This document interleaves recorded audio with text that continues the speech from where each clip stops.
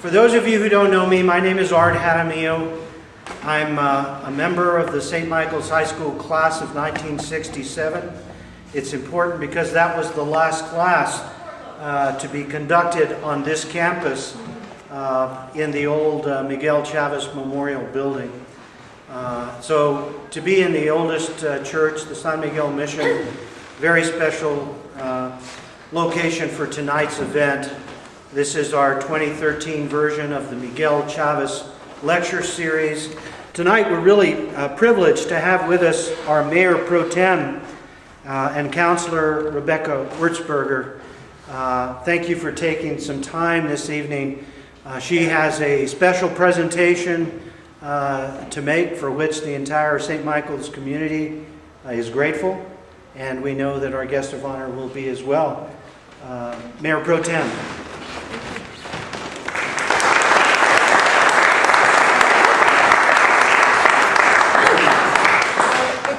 My honor to be here.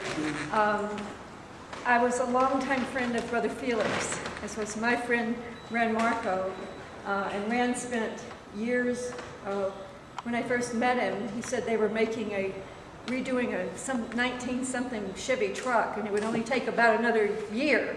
Well, it took 7 years, and they spent every Saturday together. So I had the great pleasure of getting to know Brother Felix, and I have a special fondness for the brothers, and certainly a fondness for St. Michael's School and all the work that you all do.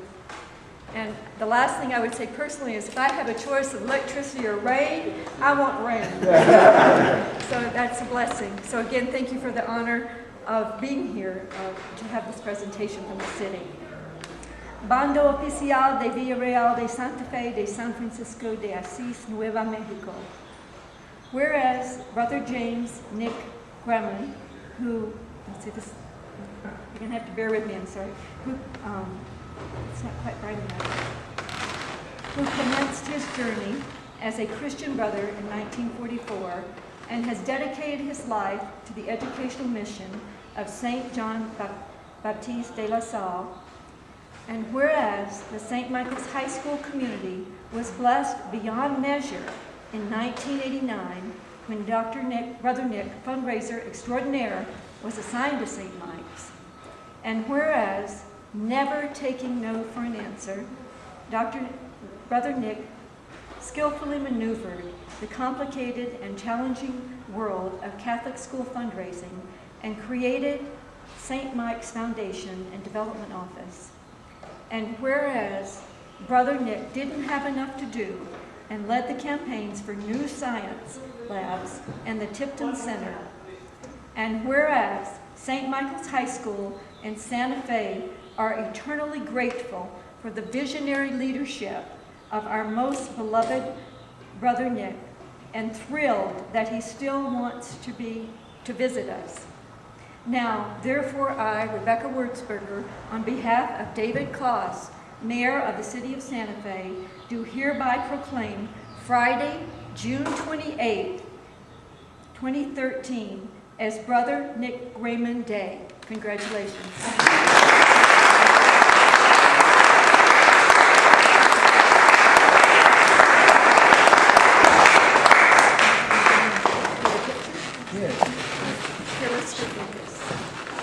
Would you like to stand with us?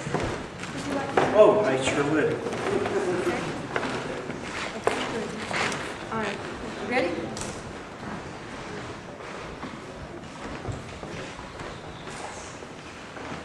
Good. Are my eyes open? They're open. Okay, we're Got it on the good. first try. All right, thank you. Congratulations. Thank you very Thank you much. for all your service. It's an honor to meet you. Thank you. Let's give our Mayor Pro Tem.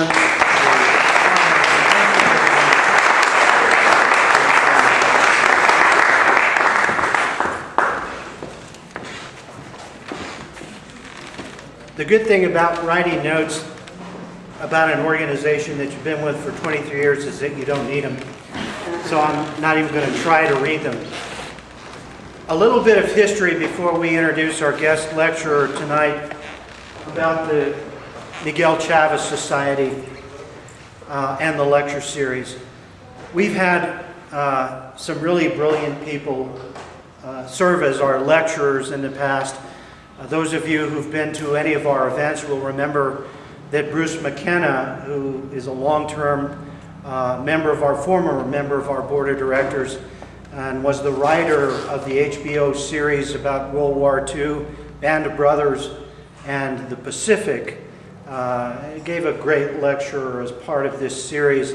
Other really notable lectures have included our former mayor, Sam Pick, Monsignor Jerome Martinez, and the 1940 graduate of St. Michael's High School and executive of Gulf Oil Corporation, Samuel Adello. So we've had some fabulous speakers. Never before have we had the opportunity to have the founder of the foundation with us, but we do this evening. Brother James N. Grahmann, better known to all of us as Brother Nick. This foundation was created in 1990 as a vision of Brother Nick and as part of a mission that the Christian Brothers sent him on in 1989 to come to Santa Fe. I don't know how many of you remember, it won't be too hard to remember in light of where we've been over the last 5 years with our economy. But in 1989, we were on the back end of probably the most serious recession that we'd ever had at the time. 2 years earlier, the stock market had dropped 30%, and if there was ever a time that it was a challenge to pay tuition to send your kid to come to St. Michael's, 1987 to 1989 was that time. There were people who had mortgages to pay and other necessities of life, and you really had to sacrifice to send your student here. And what happened is the enrollment had dropped by 30%. Jane and I remember that because that's the era of our children coming to St. Mike's. And we remember very well the enrollment down into maybe the 370 or less than 400. And this was horrific, you know, for a school that had the capacity for as many as 750 students. It was a very troubled time, and the Christian Brothers sent Brother Nick to us, as they have sent Brother Nick on mission after mission in his 60 years as a Christian brother, without all the training that he needed to do the job. And I'll tell you, we will put on our web-base the biography that was written for Brother Nick, but you would be amazed of how many jobs as principal, as superintendent, called in to put schools together that were falling apart and needed to be consolidated. And without, you know, an MBA or all the training you would need as an administrator, he not only got the job done, but he left those schools running and thriving and continuing. And in a nutshell, that's what he did for us between 1989 and into the mid-1990s. We're here tonight only because of Brother Nick. The foundation exists only because of him. He had a vision and he had a mission that said, we're going to bring into our community the parents and the alumni and those businessmen that were out there in the world that came out of this school, and we're going to ask them to come back and serve the Christian Brothers one more time. And what he did was really amazing, and I saw it unfold firsthand. He put parents together in groups. I see some of those parents here tonight. And together they built a capital campaign that resulted in the building of our science laboratories on the campus. Sorely needed. We didn't have those. If we did, they were older than sometimes more than we want to remember back.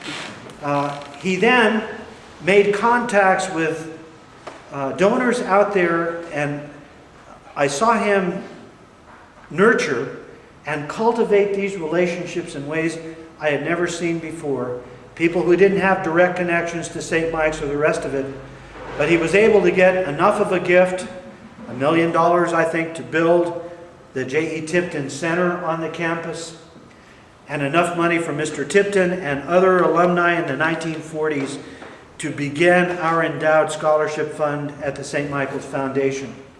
Now, it was one thing to build those buildings and develop those dollars, but if you didn't have members of the community, members of business, be able to step up and do something with that, the mission would have only been half done. And so his vision was, we're going to create a foundation, we're going to bring back alumni, and they're going to run it, and they're going to take this contribution that was made by these individuals, and we're going to double it, we're going to triple it, and one day we're going to make sure there's a perpetual fund to make sure that any student that ever wants to come to school here is going to be able to do that. And that vision now, 23 years down the road, is where we are today. Our foundation has endowed funds of $1.5 million. This last year, our budget for tuition assistance scholarships is $180,000. We will help over 100 students this year. The challenge is that the need is $800,000 a year. And so we're going to have to continue to grow. And we're going to continue to reach out to the community the way Brother Nick reached out to us. And so we're here tonight to have you hear his story as a Christian brother. He says more than 60. I kind of think it's pretty close to 70 from the time he put that first robe on in 1944. I want to have you please welcome and acknowledge our founder, Brother James N. Grahmann, Brother Nick.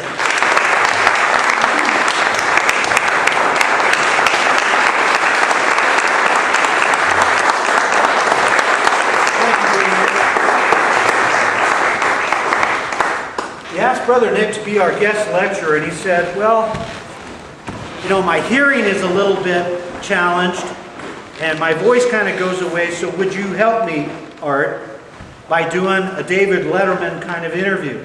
And we'll call that the lecture. And I said, you bet, Brother Nick. So I've written a few questions. It's warm in here, and so we're going to move through it, but I want you to hear who Brother Nick is from his own voice, and then I'll want you, as we build our new website help me with it, Lyric. The name of it is going to be mysalvation.org. StMikesFoundation.org. It's in construction. It probably is my salvation, to tell you the truth. But we're going to have our own website. There is a wonderful biography written by Brother Nick for his family. I really was overjoyed to read it.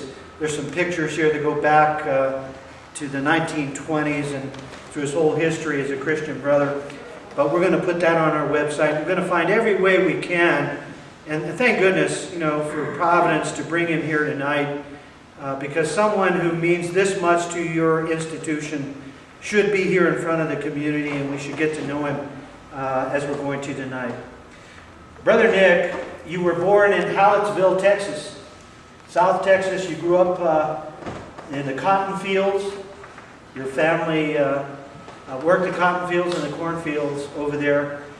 What was it about your upbringing that took you to a life journey to a Christian brother, the history of a Christian brother as you've had now for nearly 70 years? What was it about your upbringing that made that happen? It was my family.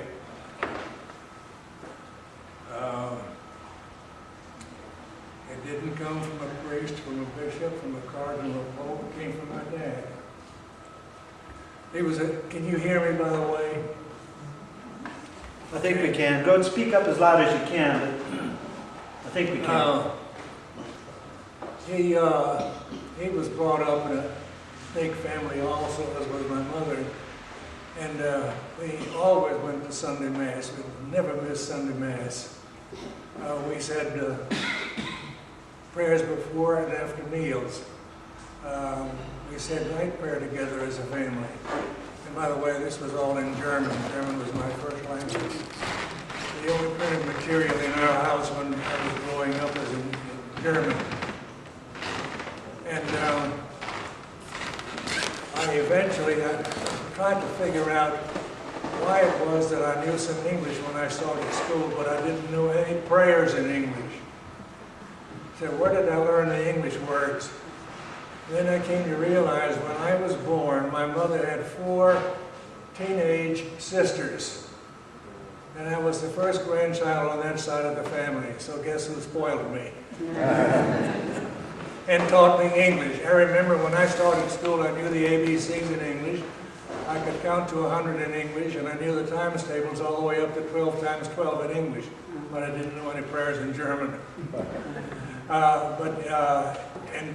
Daddy always, as the family grew, always gave us a sermon every night after night prayer.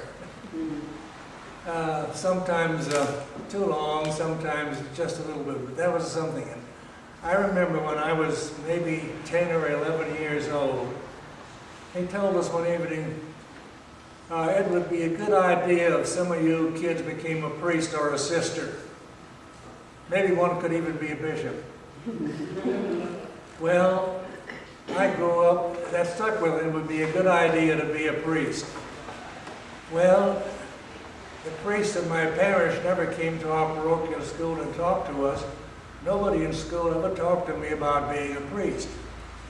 But when I'm in the 7th grade, which in those days was the last year of elementary school, a Christian brother showed up in our school in either September or October 1939. And I had never seen a brother before. I had heard about brothers, and I knew that my mother had an uncle in Germany who was a brother, and he worked in a hospital. That's all I knew about brothers. But I was fascinated to hear, he said, well, you know, we do something like the sisters who teach in this school. We live together in a house, and all we do is run schools. And we're all over the world. I said, I could go anywhere in the world and have a brother's house to stay in. And maybe that's what attracted me the most, I don't know. But anyway, if it hadn't been for my dad, I wouldn't be here. Brother, we talk a lot about opportunities for students to attend St. Michael's, and this, of course, is true for the Christian Brother schools all across the world. But you had an opportunity to attend a Christian Brother school in Lafayette, Louisiana, Right. when you were in the 8th grade. And I don't know, I doubt your father paid the tuition. There must have been a program. How did that opportunity to actually be educated in a Christian Brother school impact your career? Well, it was very interesting. I had to learn two new languages when I got to Lafayette. I had to learn English as spoken by the boys from the Irish Canal in New Orleans. New Orleans is a port city, and they have their own dialect. I didn't understand those guys. And then a bunch of the boys were Cajun from Louisiana, and they had grown up speaking Cajun as I'd grown up speaking German. And that was a totally different language. So that was my first language, first challenge in Lafayette. Understand the people I was living with. And of course, they had a good educational program. And you know, I just loved school. And I loved learning French. Some of the, none of my teachers of French in high school there were French, but there were some retired brothers living in a building next to ours, and as soon as I learned something new in French, I'd go and try to use it on them, and so on. I just loved the language. That was a big opportunity. Yeah. And I knew it so well when I went to the novitiate in 1944, and there I had 2 French brothers who were our superiors. And the director noticed that I could read French well, so he started giving me books about religion in French. And he gave me a series of books called, in French, Notices Necrologiques, in English we say selected biographies. And I read all of those, and it was about brothers all over the world. And I said, gee, that's what brothers are like. And I knew that that's what I was going to be the rest of my life. Never turned back. Never turned back. And indeed, once you finished your college education, one of your first assignments was right back in New Mexico at West Las Vegas School District. That's correct. And you taught, from what I read in that class, of 35 students who spoke only Spanish. That's correct. So how did you manage that? Well, my interest in Spanish languages led me, when I was in my 3rd year of college at St. Michael's college here in Santa Fe on Cerrillos Road, there were 3 of us, for whatever reason, were interested in Spanish. We thought we didn't have enough work to do. So the academic dean said, well, I can't start a Spanish class for you in the usual curriculum, but I just hired a former seminarian from Mexico City to teach intensive courses in Spanish. And I'll have him teach you three guys, meet with him a couple of times a week to learn conversational Spanish. So I learned how to, speak Spanish. We didn't have a textbook at all. But lo and behold, at the end of the school year, I'm sent to Las Vegas. And I said, thank God I took that course. I was forced to learn Spanish by teaching these kids. This experience is not unlike the experience in the early days at St. Michael's. One of our founding directors is with us tonight, who was a student here, may have been for 12 years, Edward Gonzalez, Gonzo. And Gonzo, you'll remember the challenge to the Christian brothers by the students in Santa Fe that spoke Spanish as a first language. And one way or another, the brothers were able to communicate not only the language, but the values and the education we came to school here for. You're right, Arturo. Brother, you went on to earn a master's degree in drama and speech because the brothers wanted you to do that. Yeah. And then there were a series, and we won't go through all of them, but I will recount for the group here that you were a principal at some major Christian brother schools, and then they sent you to schools that had significant economic challenges, where there was a Christian school for boys and girls, and your mission was to consolidate those and see that what was left over continued on. With a master's degree in drama and in speech, how did you manage this administration work that you did? Well, I've got to tell you something else about my master's degree. At that time, the young brothers were not sent off to get a master's degree until they had spent several summers working. They were running summer camps or doing maintenance work in schools or something like that. And so, lo and behold, in the spring of 1951, the provincial called me in and said, I'm going to send you off to get a master's degree. I said, wow. I said, that just doesn't happen. He said, get a degree in English. And he said, well, second thought, none of our schools emphasize speech and drama the way they should. Get a degree in speech and drama. So if I hadn't gotten that degree, I wouldn't have been teaching debate in Lafayette at Cathedral High School. And because I was teaching debate, the debate topic in one of those years was something like the federal government should finance all college education, period, something like that. Well, I learned a lot, and I learned about all of the foundations that were available. One of the arguments against that was keep the federal government out of education, and let's look at all the other alternatives. And that's where I learned about foundations. If it hadn't been for that assignment, I wouldn't be here.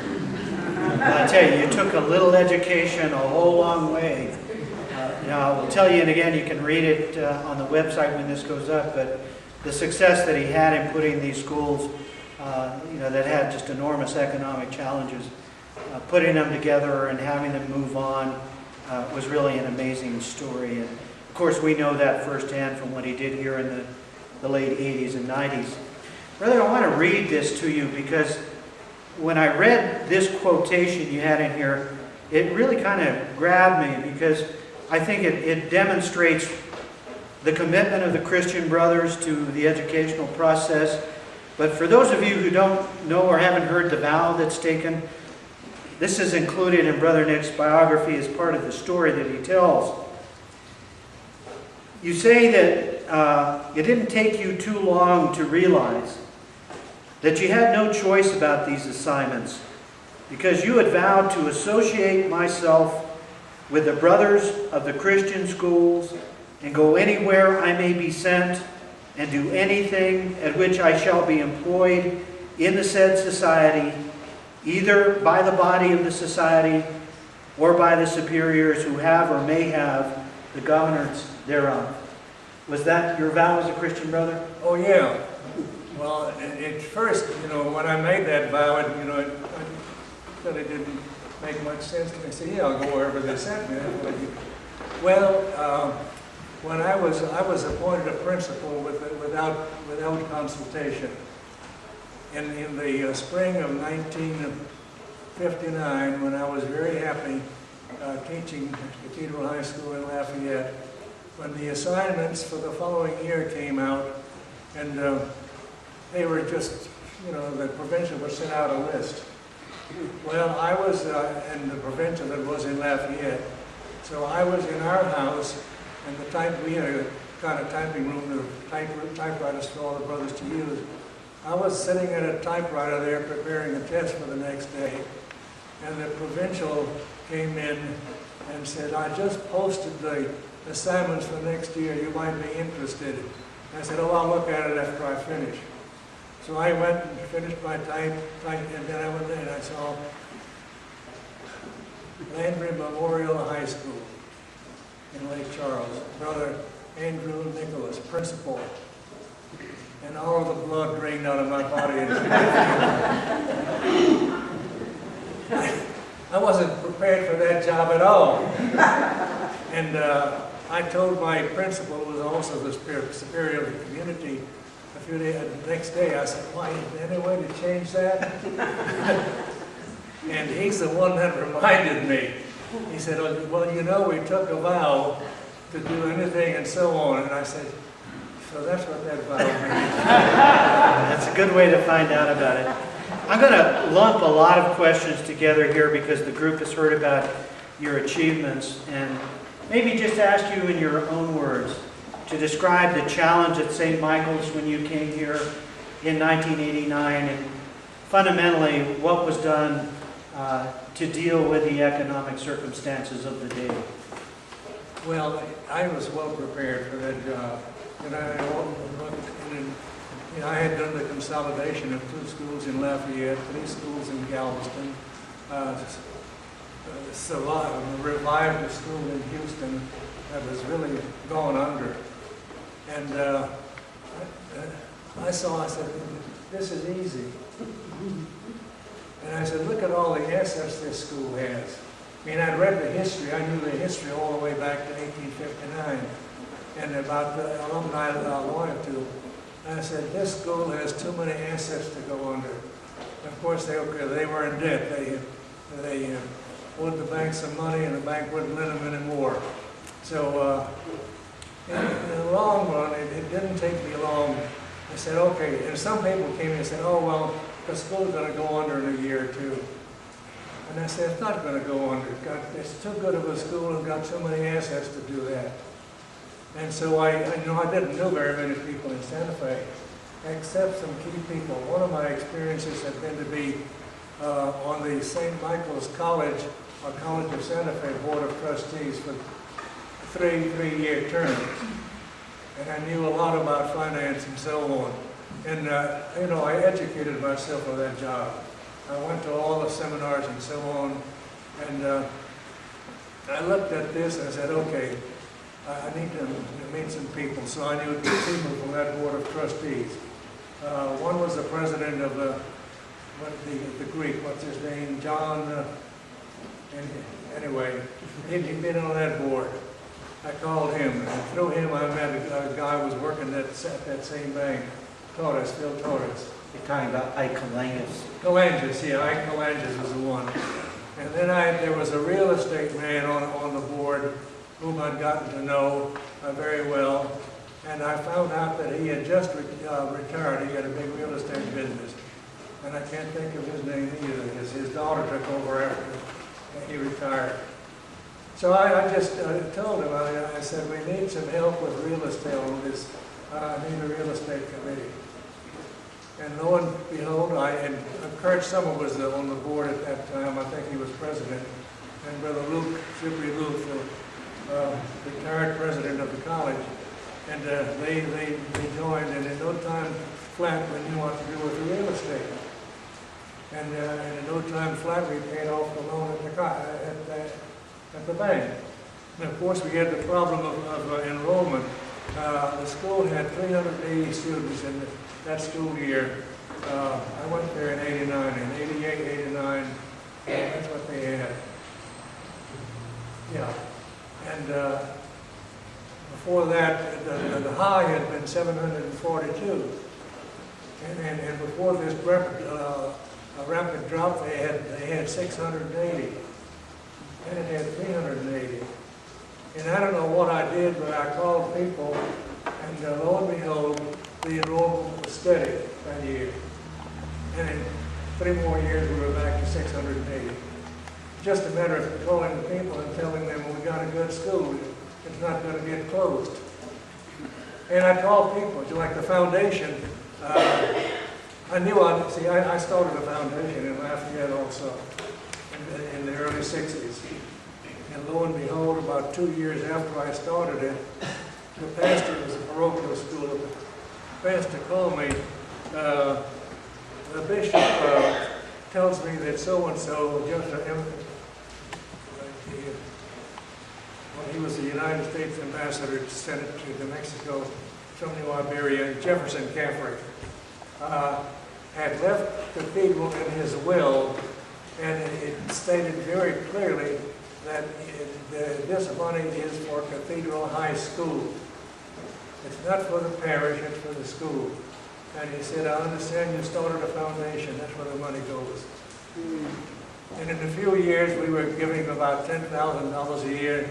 Last time I checked, before 2000, the layman who was principal there, and I had prepared him for that job, I asked him, how much are you giving out in scholarships from that? Well, we're giving out $80,000 a year now. I don't know what, they must be giving a lot, but I said, okay. I was prepared for the job. I couldn't help it. Yeah. Sounds like you were, and we know you are from the results. There's a fund, there's a trust that provides St. Michael's with dollars for scholarship funds. It's known as the Ritter Trust. Richard Ritter actually is a lawyer of significant repute from Roswell, and he's a member of the State Bar in New Mexico, as I am. And there were years where we had as many as $60,000 from that trust that would come to help us. And the money is spread out among several of the Christian Brothers schools. When those dollars were reduced down to about 30, I want you all to know that the Christian Brothers not only come in and help us by setting up structure, but they give themselves. There is a Christian Brother Corporation that now funds and makes up for the difference in Ritter to the tune of about $30,000 or $32,000 a year. It's a very special gift for us. They saw the Ritter Trust decreasing, and they stepped up. And our foundation has been so fortunate that way, brother, as you know.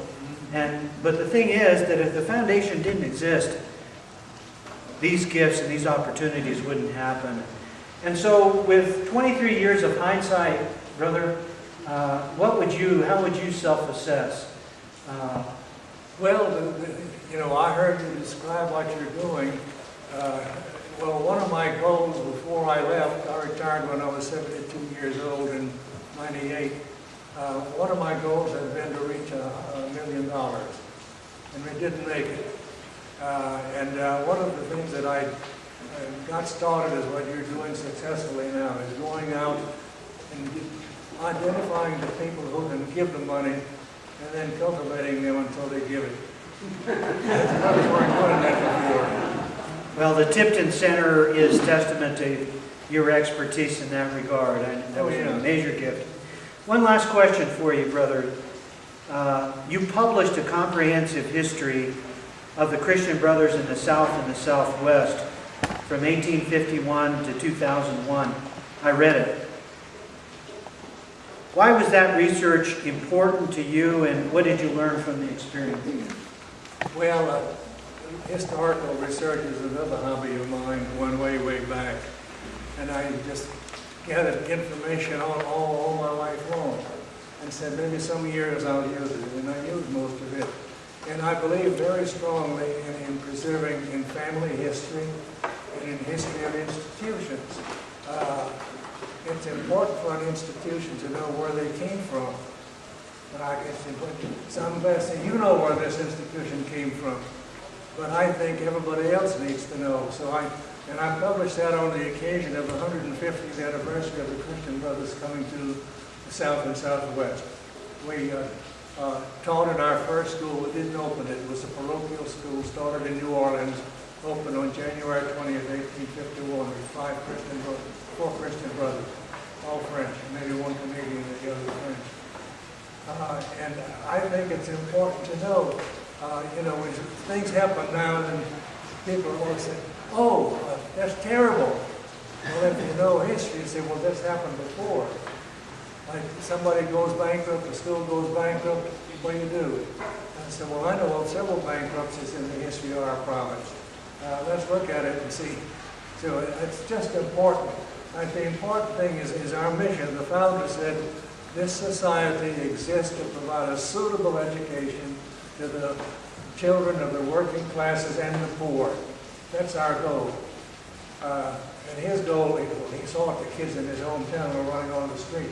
They didn't have marijuana and heroin at that time, and I'm sure they got into all kinds of mischief.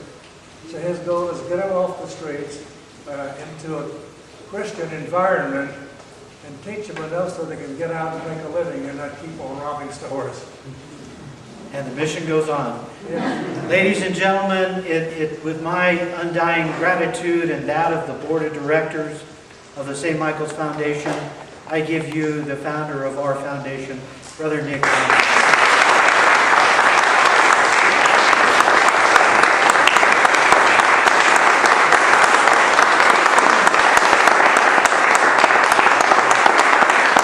Thank you all very much. There's a reception right outside the door. We're going to survive the rain. And Brother Nick, thank you very much for coming home. Okay. We're glad to have you here.